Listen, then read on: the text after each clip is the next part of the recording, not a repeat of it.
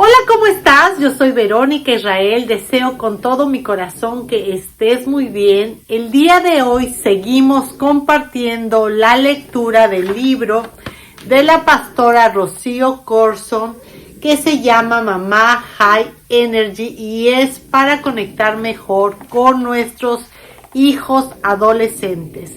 A lo mejor tú eres tía o alguien de tu familia que es adolescente y te interesa conocer esta información. Bueno, te pido que te quedes hasta el final de la lectura y en verdad deseo con todo mi corazón que esta información te sea de utilidad para que puedas formar mejor relación con tu hija, con tu hijo. Pues la edad de la adolescencia es una edad donde hay muchos cambios y si nosotros como padres o madres no nos damos a la tarea de mejorar, la verdad que puede haber grandes rompimientos. Entonces, nuestro compromiso es estar mejor en unión familiar, en respeto, en comunicación. El día de hoy nos toca el capítulo que se llama El abuso rompe huesos y almas. Así que este es el capítulo del día de hoy. El abuso rompe huesos y almas, ¿ok? Bueno, pues sin más ni más, vamos a comenzar. Vamos a comenzar con el capítulo del día de hoy y dice: en la costa colombiana tienen este dicho, ni calvo ni con dos pelucas. Y quiere decir que ni un extremo ni el otro. En cuanto a la disciplina, los padres podemos irnos a uno de los dos extremos. Ser exagerados y llegar incluso al abuso o ser negligentes y no hacer nada, porque los hijos se traumatizan si los castigamos. Mi propósito con este capítulo es que seamos conscientes y aprendamos que si bien no podemos ser permisivos dejándolos llevar por lo que dice la psicología popular de los medios, tampoco podemos castigar con garrote como en los tiempos antiguos. Los dos extremos son malos y en nuestro caso, al hablar de adolescentes, quizás lo sea más todavía. Castigos absurdos, abuso, hacer un excesivo, injusto o indebido de algo o alguien. Cuando era niña vi una escena que se quedó grabada en mi memoria. Fue tan dolorosa que me marcó. Estábamos con mis hermanos en el parque cuando de repente un muchacho empezó a gritar de una manera horrible, dando alaridos. Él tenía 12 o 13 años y lloraba porque su papá borracho le estaba dando una paliza. No me pegue, papá, yo no hice nada, le decía el muchacho al señor que estaba encarnizado golpeándolo. Otra escena que nunca olvidaré fue la que vi en Nueva Zelanda. Viajamos con mi esposo para dirigir un evento que tiene como objetivo la sanidad emocional de las personas precisamente a través de un encuentro con Dios. Un hombre llamó mi atención, era un isleño. Durante una de las ministraciones lo encontré en un rincón del salón y cuando me acerqué me di cuenta no era un hombre sino una mujer. Puse mis manos sobre su espalda y empecé a llorar a gritos. Dios me mostró una película en la cual la mamá de esta mujer pasaba de hombre en hombre siendo golpeada y maltratada. No solo ella, sino sus hijos también, y luego de abusarla sexualmente al punto de dejarla tirada en el suelo. La cultura de los isleños les prohíbe llorar, pero cuando la mujer me escuchó llorando, ella también empezó a hacerlo y Dios sanó su dolor. Unos días después, cuando ella y su familia nos llevaron al aeropuerto, su rostro había cambiado tanto que se veía como una hermosa mujer. Hemos oído de castigos absurdos de padres hacia sus hijos. Por ejemplo, les queman las manos, les pegan mientras los bañan con agua helada, les dan 1000 azotes hasta que les duela la mano, los dejan sin comida o abandonados, los echan de la casa, los dejan encerrados en el carro por un largo tiempo, les ponen los zapatos o los pantalones rotos para que aprendan a no romperlos, no les hablan, los comparan con otros, les arrojan agua hirviendo, los dejan desnudos en la calle, les pegan con cable de la plancha, les dan zapatazos. ¡Wow! Increíble, ¿verdad? Pero sí hay muchos casos de esto. Esa es la verdad. Hay muchas cosas que se van a un extremo doloroso que destruye a ese niño. Y cuando llega a la adolescencia, a otra edad, bueno, pues lo que tiene que trabajar es muy grande, ¿no? Emocionalmente. Bueno, seguimos. En la iglesia también hemos visto padres que descargan su ira y frustración en sus hijos, dejando huesos y espíritus rotos. Esto se llama abuso. Cuidemos el corazón de nuestros hijos. Dios nos dejó en la Biblia ejemplos de lo que no debemos hacer en este aspecto. David, un simple muchacho, se ofreció para pelear en contra del gigante filisteo de casi 3 metros de estatura que estaba amenazando al pueblo de Dios. Primera de Samuel, capítulo 17, versículo 32. Parece un chiste. Nadie confiaba que él podría hacer algo contra el filisteo. Sin embargo, David, con una fe inquebrantable, insiste. Él sabía que el mismo Dios que le había dado la victoria frente a leones y osos podría ayudarlo a derrotar a ese filisteo atrevido. Primera de Samuel, capítulo 17, versículos del 34 al 37. Armado únicamente con su vara de pastor y su honda, pero con el respaldo del Dios de los ejércitos celestiales, mató a Goliat. Primera de Samuel, capítulo 17, versículo del 48 al 51. Después de eso, el rey Saúl empezó a ponerle tareas a David y todas las hacía bien. Así que decidió nombrarlo comandante sobre los hombres de guerra. Todo el pueblo se alegró con el nombramiento de David y cuando lo vieron llegar a la ciudad luego de matar al filisteo, empezaron a cantar. Saúl mató a sus 1000 y David a sus 10,000. Primera de Samuel, capítulo 18, versículos 6 y 7. Ahí empezó la ira y la envidia de Saúl. Le dio tanta envidia que quiso matarlo.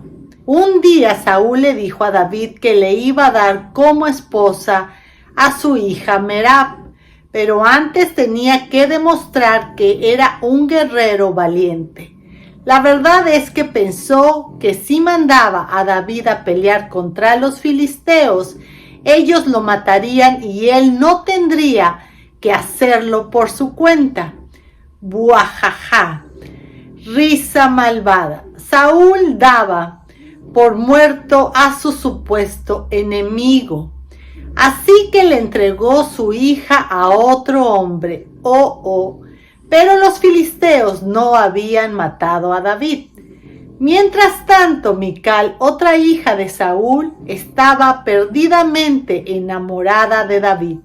Así que Saúl se alegró y pensó que era una nueva oportunidad para matarlo. Le pidió a David 100 propucios de 100 filisteos para entregarle a su hija Mical como esposa. ¿Y qué crees? Cumplió con el requisito. Saúl tuvo que cumplir con su promesa y Mical finalmente se casó con David.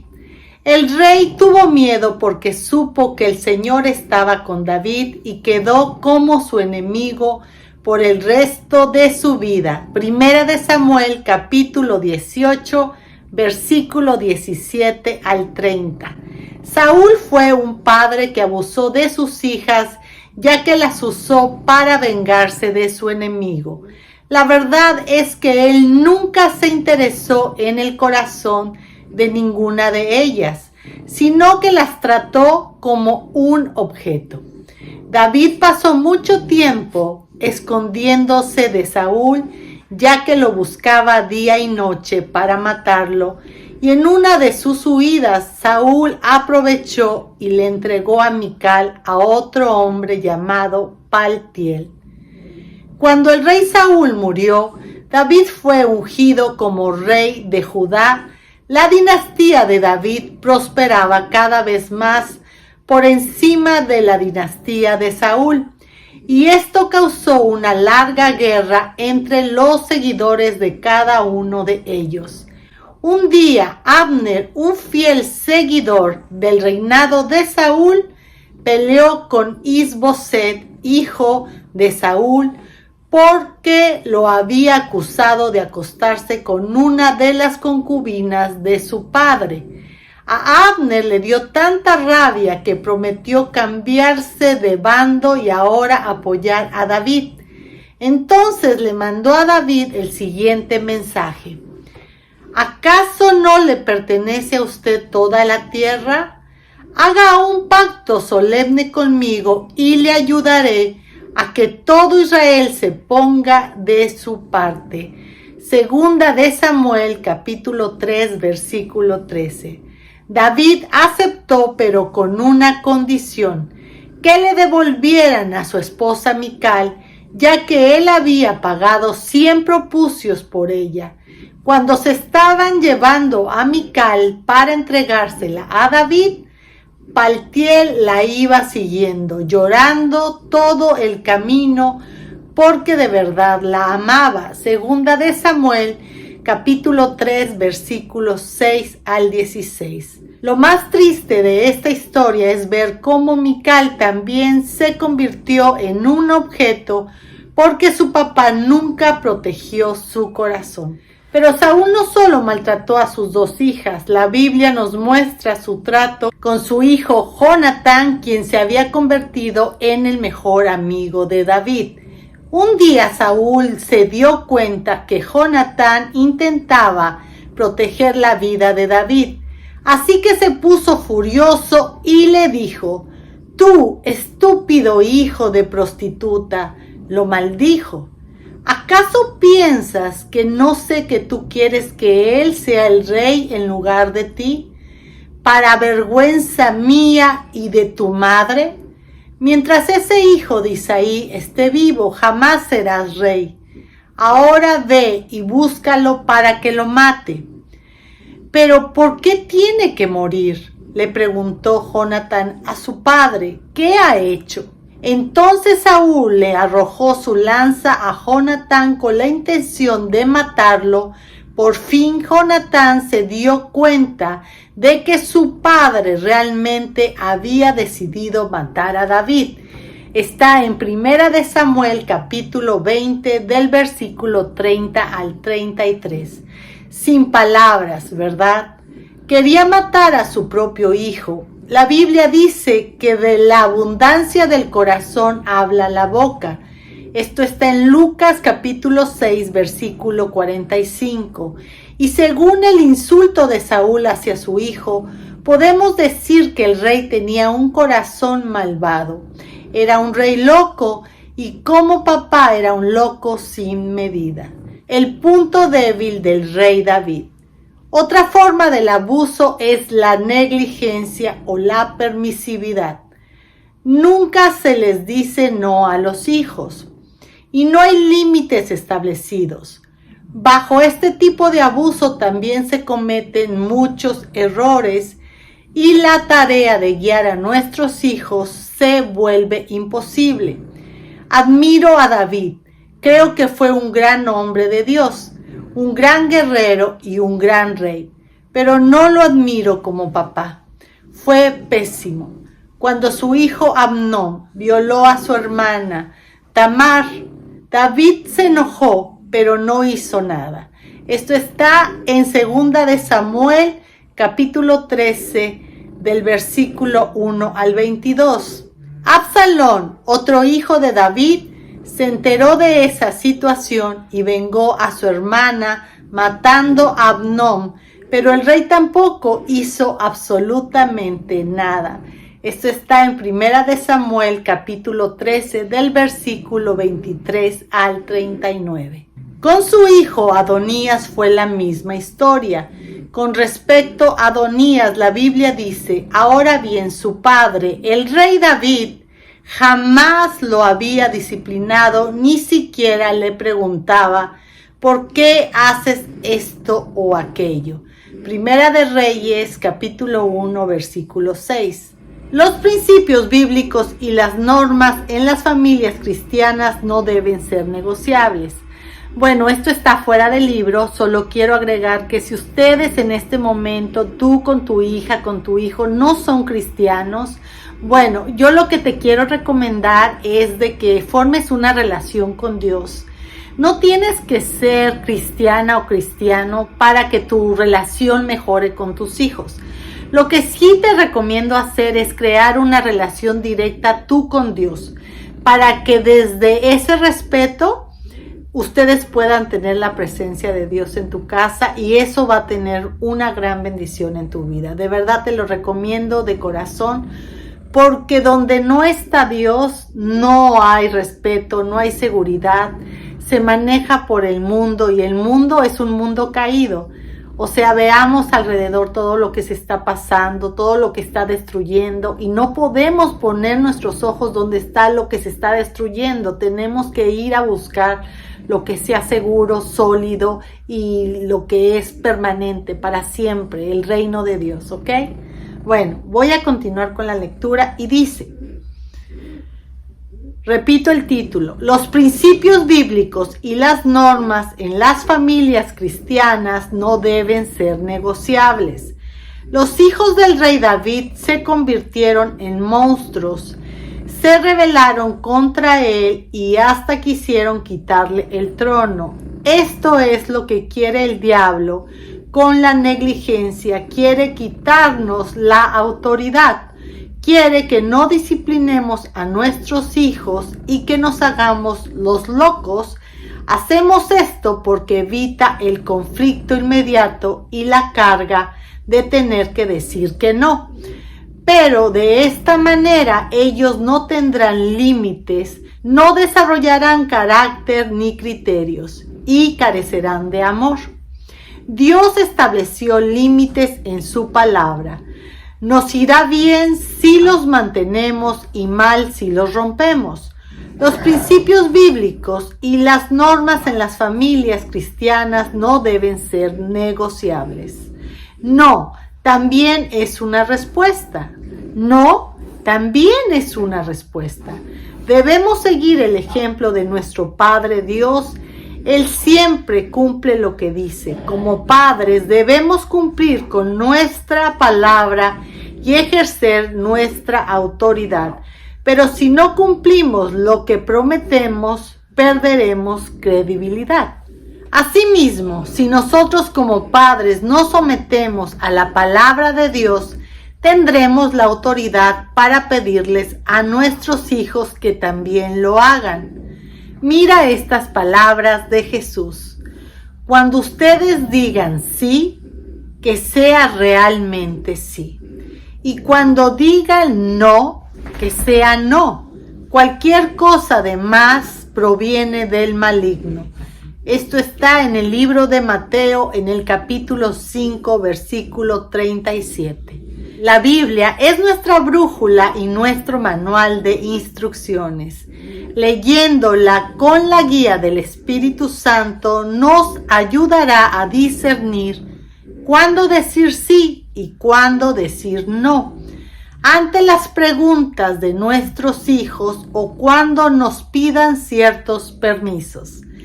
Hemos sido elegidos para enseñarle este manual a cada uno de nuestros hijos y así hacer sonreír a Dios.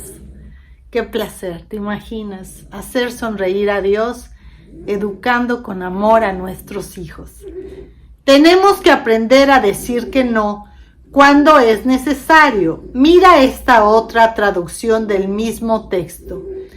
Baste con decir claramente sí o no, pues lo que se aparta de esto es malo. Mateo 5:37. Es otra versión de Biblia. Es el mismo capítulo, Mateo 5:37. En estos últimos tiempos escuchamos que a los hijos no se les puede decir que no a nada porque se traumatizan.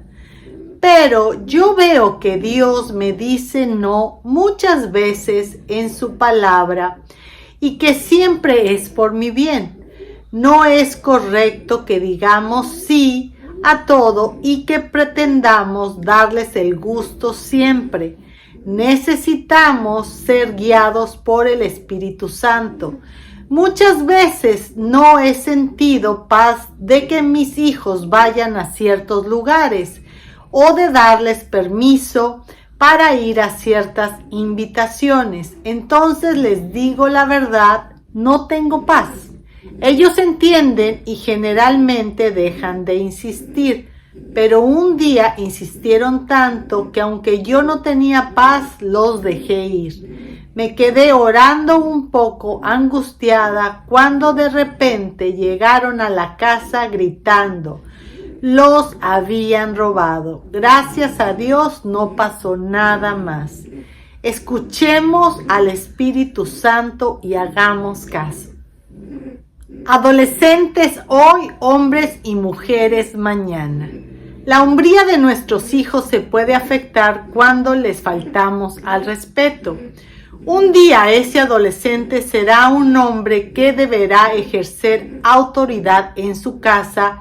Y si lo gritamos o le damos una paliza, podemos convertirlo en una persona violenta que siempre reaccionará con ira y de la peor manera. Lo más seguro es que llegue a cobrarle a su esposa los errores que su mamá cometió con él e inconscientemente se vengue con ella y le haga pagar a sus hijos los maltratos que recibió. En el caso de la mujer, obviamente necesita que sus padres cuiden su delicadeza femenina. Los gritos y los golpes son heridas muy difíciles de sanar en el corazón de una adolescente y finalmente no aportan en su proceso de formación. Filipenses capítulo 2 versículo del 5 a 9 dice que Jesús, siendo hijo de Dios, tomó forma de hombre y se preocupó por saber lo que nosotros como humanos enfrentamos y sentimos. De esta manera puede interceder por nosotros ante Dios el Padre, entendiendo nuestra humanidad. Si seguimos su ejemplo y nos bajamos al nivel de nuestros hijos adolescentes para entender qué piensan y sienten, podremos evitar repetir historias negativas con ellos. El odio y el maltrato que pudiste haber vivido en tu niñez no se cura con más odio y más maltrato, se cura con amor y con el perdón de Jesús. Solo así cambiaremos la historia de nuestras generaciones. Así es. Solo con un cambio se puede liberar el legado generacional. Y bien, casi vamos a concluir. Esta es nuestra última página de este capítulo y dice: un momento en el cielo. ¿Recuerdas cómo te castigaban tus padres? ¿Tienes el recuerdo de un castigo injusto? ¿Te gustaría disciplinar a tus hijos como te disciplinaron a ti y a tus hermanos? Tal vez tú viviste algún tipo de castigo absurdo o injusto. ¿Qué tal invitar a Jesús a ese momento y orar? Señor, tú sabes cómo me sentí en ese momento, indigna, con odio, con el corazón roto. Yo te pido que entres a este cuadro de dolor y me acompañes. Te pido que detengas la mano de mi agresor y le expliques la verdad de lo que pasó. Toma mis sentimientos, dolor, rabia, tristeza, ira, levántame y rodéame con tus brazos de amor. Tú tomaste mi lugar en la cruz y fuiste herido injustamente. Tú me puedes entender, te pido que me sanes para que pueda ser justa a la hora de disciplinar a mis hijos. Dios, tú sabes que no sé cómo corregirlos porque nunca lo hicieron conmigo. Te pido que me des sabiduría. Yo quiero que mis hijos sean como tú, Jesús. Hoy rompo todo pacto que he hecho de no ser como mis padres, por exceso o por defecto. Necesito tu sabiduría a la hora de instruir, corregir, guiar y castigar a mis hijos. Te pido que me des la medida exacta. Dame discernimiento, ayúdame. Solo tú sabes las veces que me castigaron injustamente y el dolor que esto dejó en mi corazón. También conoces el abuso que vi en mi hogar. Yo te pido que tomes mi corazón roto y lo sanes. Tú lo prometes en tu palabra. Te pido que pueda perdonar a mis padres y que no repita con mis hijos la historia de terror que yo viví. Ayúdame a cambiar su historia en el nombre de Jesús. Amén. ¡Wow! Bien bonito este capítulo. Bueno, eso es todo por el día de hoy. Yo deseo que te guste, que lo puedas llevar a cabo este plan de armonía en tu hogar, de respeto, para que tus hijos que ahora son adolescentes, el tiempo que les quede quedarse contigo, ya sea porque se casen, porque quieran independizarse, no lo sabemos. Cada persona, cada joven tiene un propósito especial de Dios. Bueno, que nosotros como papás nos sientamos satisfechos del trabajo que hicimos, el tiempo que ellos estuvieron con nosotros. Yo te deseo que estés bien, que todo te salga bien en la relación de tu hija, de tu hijo, seas mamá, seas papá. Que Dios te bendiga, te mando muchos besos. Soy Verónica Israel. Si te ha gustado el video, dale un like y te pido por favor que lo compartas para que más jóvenes se vean beneficiados de una buena relación con sus padres. Hasta la próxima. Bye.